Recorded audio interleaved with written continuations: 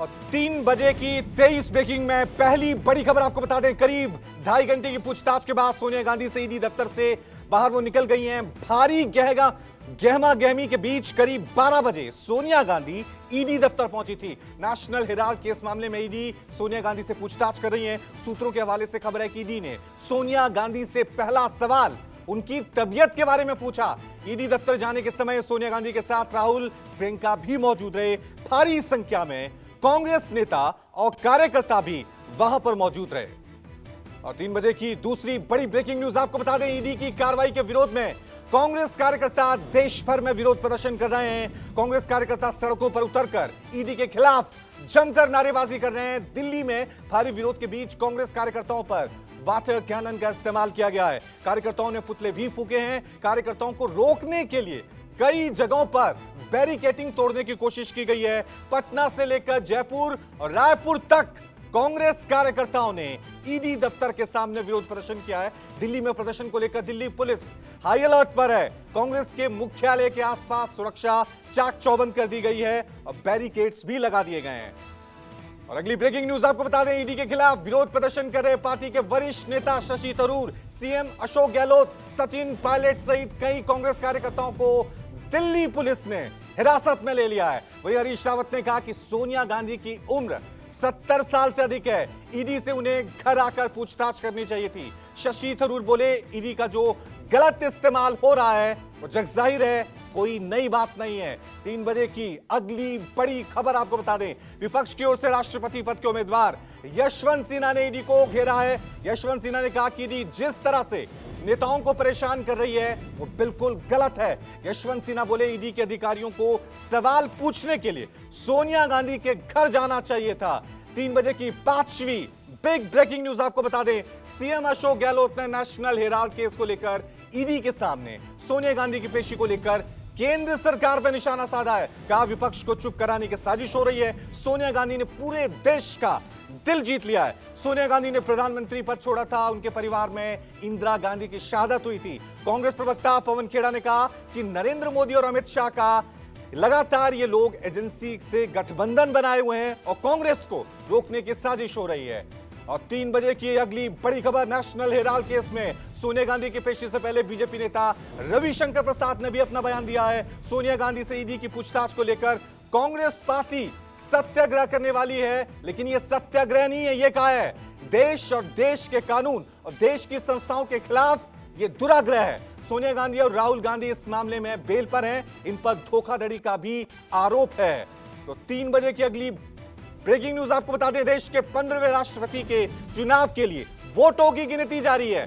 पहले राउंड की गिनती में आगे निकली द्रौपदी मुर्मू। यशवंत सिन्हा को 208 वोट मिले हैं और मतगणना का कार्य उसी कमरा नंबर 63 में हो रहा है जहां सांसदों के वोट डालने की व्यवस्था की गई थी। बीजेपी दफ्तर में विजय जुलूस निकालने की तैयारियां शुरू हो गई हैं। इसके अलावा जीत के बाद बीजेपी के राष्ट्रीय अध्यक्ष जेपी नड्डा 3 किलोमीटर लंबा रोड शो करेंगे। और 3 बजे की 8वीं ब्रेकिंग न्यूज आपको बता दें। द्रौपदी मुर्मू के पैतृक गांव में जश्न की तैयारी शुरू हो गई है।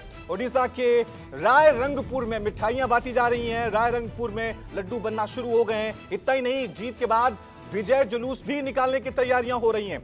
नतीजे आने के बाद मिठाइयां बांटी जाएंगी। 20,000 लड्डू बनाए गए हैं। 100 बैनर भी बनाए गए हैं। और 3 बजे की 9वीं बिग ब्रेकिंग न्यूज आपको बता दें। डेयरी प्रोडक्ट्स पर जीएसटी बढ़ाने के फैसले को लेकर अखिलेश यादव ने एक बार फिर सरकार पर तंज कसा है। अखिलेश यादव ने ट्वीट करके कहा कि जन्माष्टमी के ठीक 1 महीने पहले बीजेपी सरकार ने दूध, दही, छाछ पर जीएसटी लगाकर जो चोट कृष्ण भक्तों को दी है कि दूधो नहाओ जैसे मुहावरों पर भी जीएसटी लगेगा। एक और बड़ी खबर आपको बता दें। अनंत सिंह को फिर हुई 10 साल की सजा। सरकारी आवास से अवैध हथियार मिलने का यह मामला है। अनंत सिंह के सरकारी आवास से आपको बता दें कि इंसास राइफल, मैगजीन और बुलेट प्रूफ जैकेट बरामद होने के मामले में 10 साल की सजा सुनाई है। इससे पहले कोर्ट ने अनंत सिंह के लदमा स्थित आवास से AK-47 और हैंड ग्रेनेड मिलने के मामले में 10 साल की सजा सुनाई थी।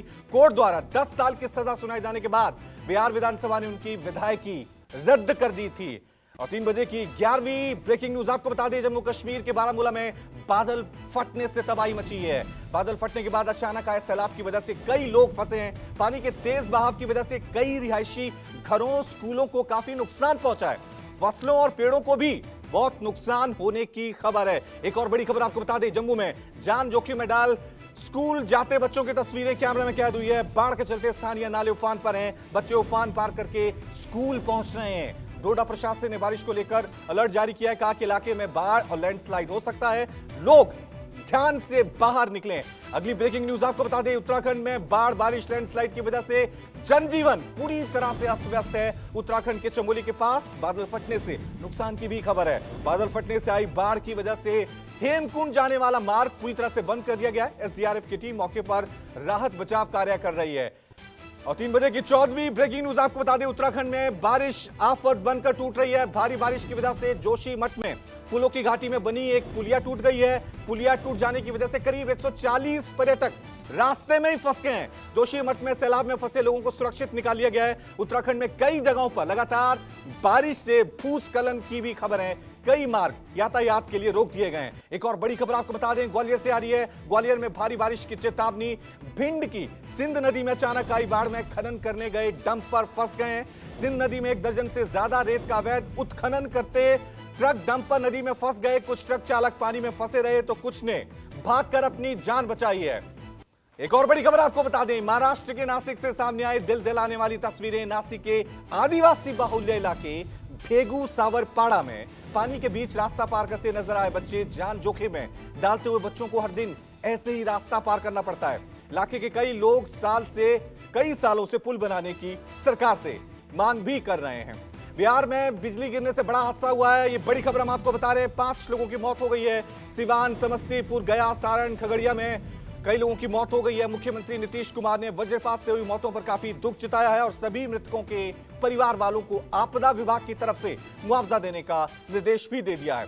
एक और ब्रेकिंग न्यूज आपको बता दें, गुजरात में विधानसभा चुनाव के लिए सूरत पहुंचे दिल्ली के सीएम केजरीवाल। अपने संबोधन के दौरान केजरीवाल ने मोदी सरकार पर निशाना साधा, कहा कुछ लोग रेवड़ी की बात कर रहे हैं। जो फ्री की रेवड़ी जनता में बांटी जा रही है उसको भगवान का प्रसाद कहते हैं। इस दौरान मुफ्त की बिजली देने समेत 3 बड़े वादे अरविंद केजरीवाल ने किए।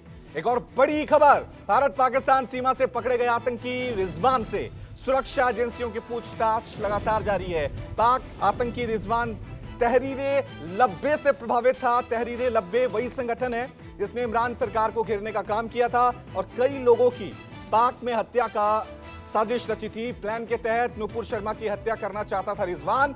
2 खंजर भी साथ लाया। पाकिस्तान सेना के कुछ लोगों को भी रिजवान के भारत आने की जानकारी थी। और 3 बजे की 20वीं ब्रेकिंग न्यूज आपको बता दें, काशी विश्वनाथ ज्ञानवापी विवाद पर सुप्रीम कोर्ट में होने वाली सुनवाई टल गई है। याचिका में मस्जिद परिसर में मिले शिवलिंग की पूजा करने की मांग की गई थी। वाराणसी के सिविल सूट में केस चलने की वजह से सुप्रीम कोर्ट में सुनवाई फिलहाल के लिए टाल दी गई है। अब मामले की सुनवाई अक्टूबर में होगी। एक और बड़ी खबर आपको बता दें, टीएमसी आज कोलकाता में 2 साल के बाद धूमधाम से शहीद दिवस मना रही है। इस दौरान ममता ने कहा कि लाखों नौकरियां खत्म हो गई हैं, नई स्कीम लेकर आए हैं। आर्मी तो आर्मी होती है। आपको बता दें कि भारी बारिश में हजारों की संख्या में कार्यकर्ता जुटे हुए थे। एक और बड़ी खबर, श्रीलंका से ये बड़ी खबर है, रनिल विक्रमसिंघे ने आज श्रीलंका के नए राष्ट्रपति के रूप में शपथ ली है। राष्ट्रपति पद के लिए हुए चुनाव में रनिल विक्रमसिंघे को 134 सांसदों के वोट मिले हैं। बताया जा रहा है कि विक्रमसिंघे जल्द ही नए प्रधानमंत्री की नियुक्ति करेंगे। हालांकि कार्यवाहक राष्ट्रपति के चुनाव जीतने के बाद राजधानी कोलंबो में फिर से प्रदर्शन हो रहे हैं। प्रदर्शनकारी रनिल विक्रमसिंघे का विरोध कर रहे हैं। आपको बता दें कि विक्रमसिंघे 6 बार श्रीलंका के प्रधानमंत्री के तौर पर काम कर चुके हैं। एक और बड़ी खबर आपको बता दें, देश में कोरोना ने एक बार फिर लोगों की टेंशन बढ़ा दी है। पिछले 24 घंटे में 21,566 से ज्यादा नए केस। एक दिन पहले की तुलना में बुधवार को 3,227 केस आए। देश में एक्टिव मरीजों का आंकड़ा 1,48,000 के पार है। राजधानी दिल्ली में पिछले 24 घंटे में 686 नए केस आए, जबकि कोविड संक्रमित 573 लोग डिस्चार्ज भी हुए हैं।